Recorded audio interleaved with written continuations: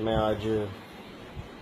جو گستاخانہ خاکے بنانے کی کوشش کی جا رہی ہے اور جس کا اعلان کیا گیا ہے، اور وہ جو شخص ہے جس نے یہ گیم پورا پلان کیا ہے، میں بینگ مسلم رسول اللہ صلی اللہ علیہ وسلم کی شان میں گستاخی کرنے والے اس شخص کے سر کے اوپر جتنی میری حیثیت ہے اس کے مطابق پاکستانی 3 ملین روپیز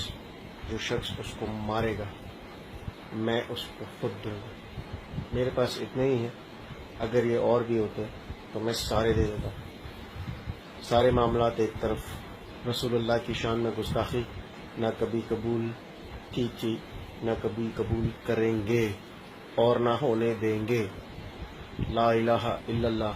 محمد رسول اللہ